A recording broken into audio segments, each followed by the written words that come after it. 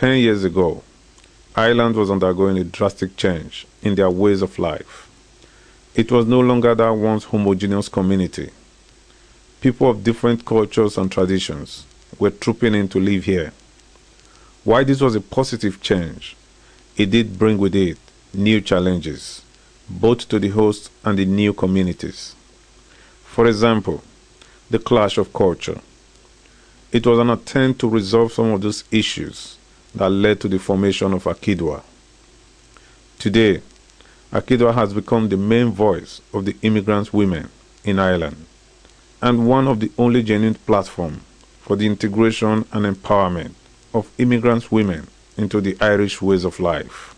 We congratulate them as they celebrate their 10th anniversary. They have come a long way.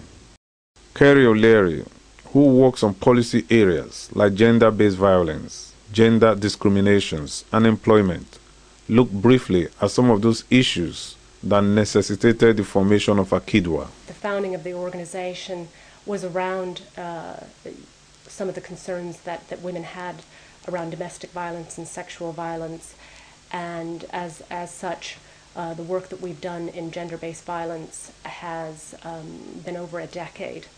In terms of work with female genital mutilation, back in 2005, AkiDwA held some of the initial community focus groups around some health concerns that women had, and out of that arose quite a few concerns around health services for female genital mutilation, and also the lack of proper legislation to protect, in particular, daughters of women that were from practicing communities.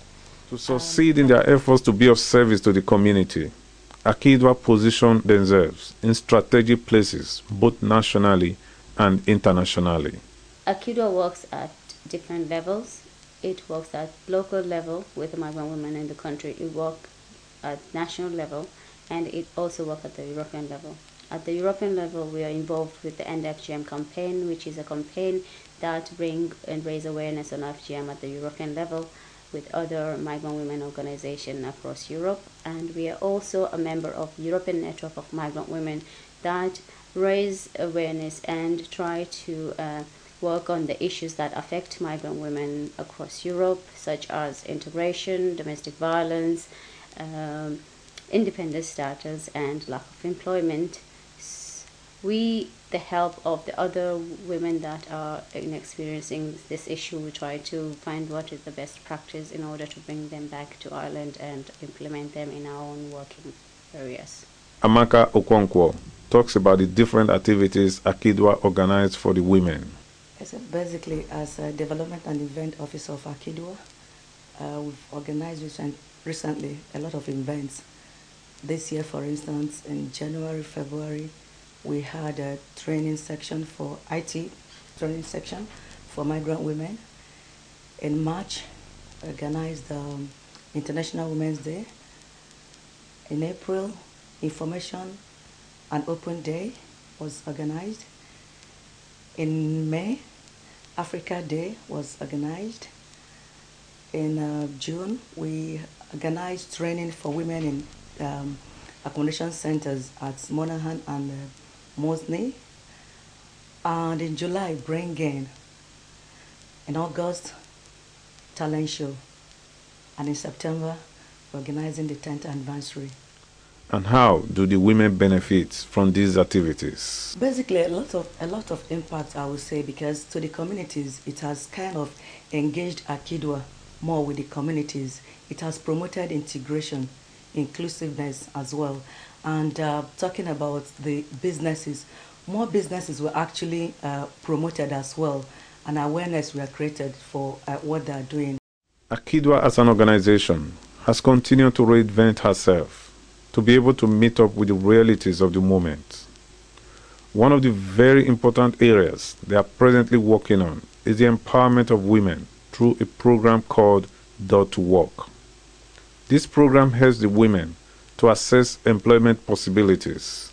The AkiDwA program became necessary due to the inability of migrant women to access employment because of lack of experience. Even the main idea behind the Door to Work is to offer migrant women the first push to get a foot in the door. And so far, we ran the first part of the project, which has been from January till June 2011. And because this has been successful, and we have placed 9 women with various Irish employers, AkiDwA has decided to continue the program, and at the moment we are just recruiting for the second part of the Door to Work. Susanna talks about the advantages of the Door to Work program to the women. The main advantages, as we hear from the migrant women themselves, are really establishing first the contacts in the sector they are interested in, because it's just natural for a person that comes from the outside and doesn't have many even social contacts in Ireland. It's very difficult to break in and to really get employment in the area that a person is qualified in. And what do the women who have worked closely with AkiDwA over the years think of the organization? I like AkiDwA because it helps the immigrant woman to be aware of who they are and to be able to adapt to the society they are and to know their rights.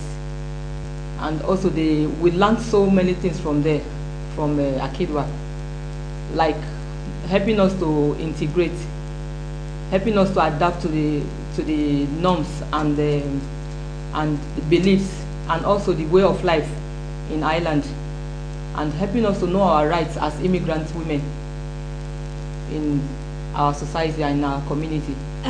They've been knocking on doors. I mean, they've had a lot of disappointments.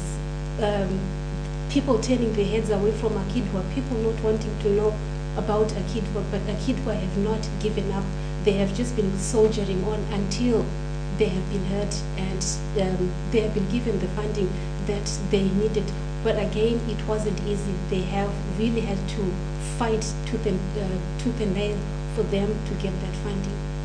So for AkiDwA, I think one of the major achievements is to actually be recognized within the Irish community. Any problem you have as a woman and you go there for help, they will help you, they will keep you comfortable, they will answer your question, and you will feel, yes, that is what I wanted.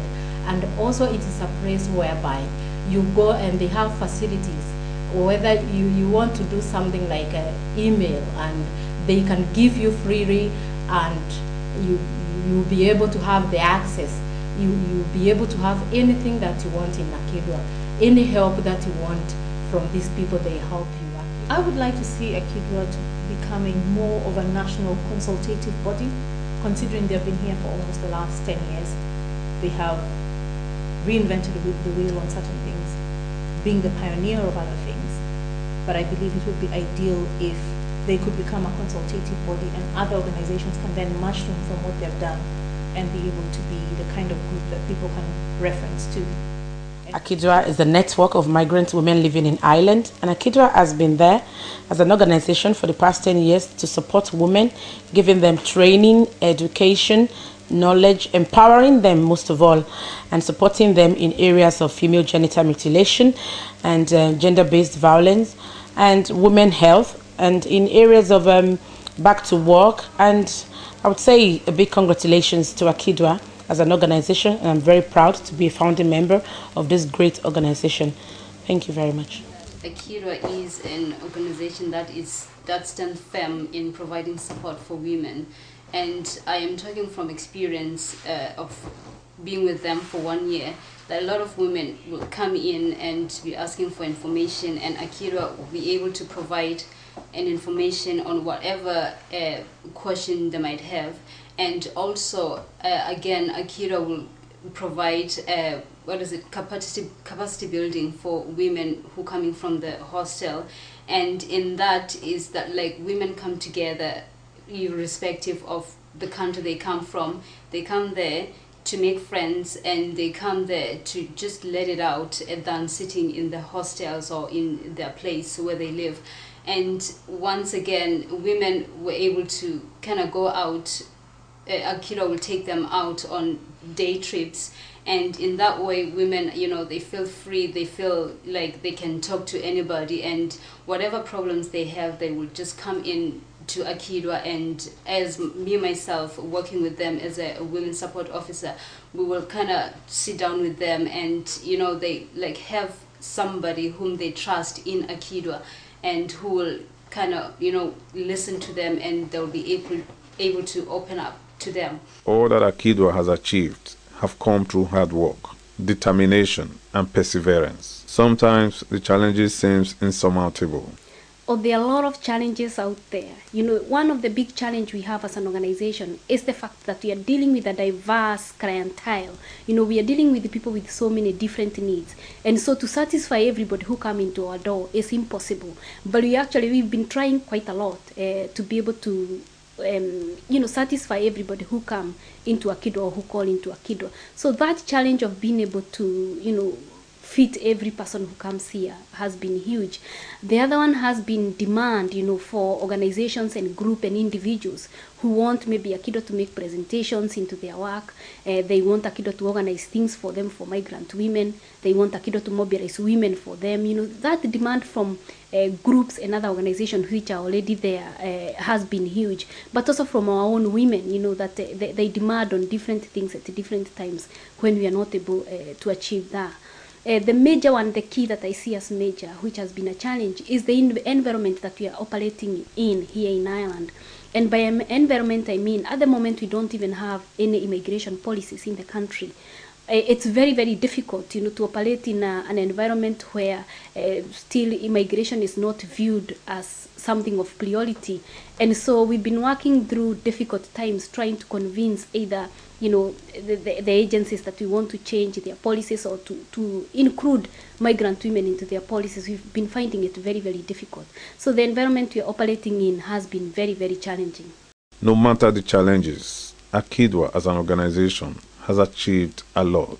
To be in existence for 10 years, I mean, that's a milestone. You know, it's not easy for groups or organizations, even us as an individual to exist, you know, in Ireland with the current economic situation and the, you know, and everything that is happening around us. I mean, but just to have an organization like that is African-led, to be existing, to be strong, to have a say, to have recognition. That's big, that's huge for me, and I think that that's a key achievement of AkiDwA, you know. The achievements that have been made by both our organization and other stakeholders, including politicians and community groups and NGOs, has been very satisfying. We're now at the stage where a very comprehensive bill is before the Dáil. It's already been passed in the Seanad.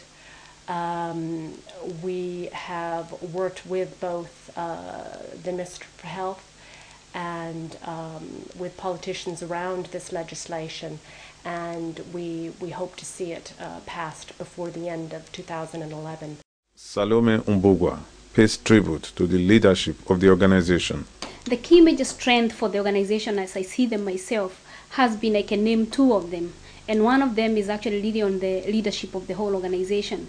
You know, the organization is led by migrant women themselves. You know, in our board we have migrant women, and also within the staff here, majority of them would be from the migrant community from different parts of the world, and that has been very good. The other one is actually on the expertise on the areas that we are working on. If it's the area of female genital mutilation or domestic violence from a migrant women perspective, it's actually led by those migrant women themselves. Some of them have gone through these difficult experiences, whether it's through female genital mutilation or domestic violence. So those are the two key major strengths for the organization from my own perspective. Salome agreed that having the platform to represent women for such a long time is a major achievement. Another big achievement for the organization was the fight against the deportation of migrant women and their children. Where actually we went to the Dáil with some of the women who were to be deported, and we campaigned and lobbied for them not to be deported. And that was very, very successful. 17,000 parents were to be deported together with their children.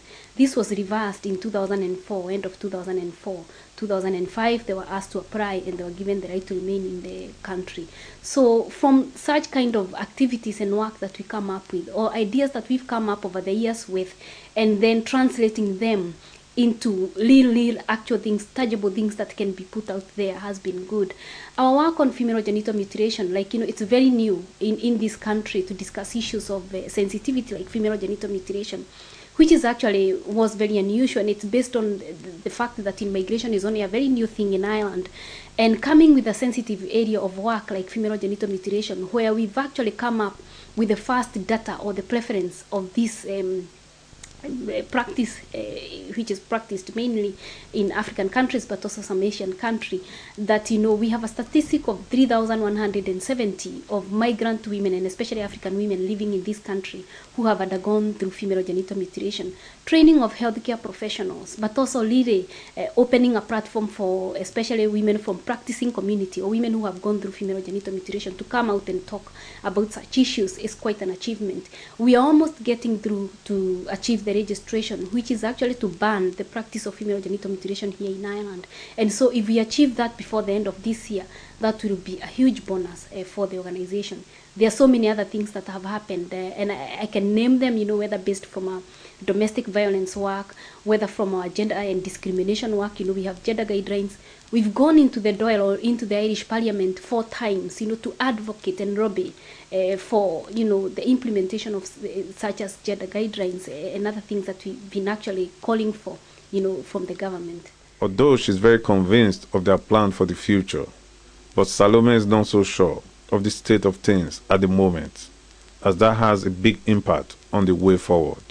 It's actually very difficult to talk about the future and where I would like to see AkiDwA moving into, for the fact that, as we know, all of us, recession is so much affecting everybody, in the current economic climate.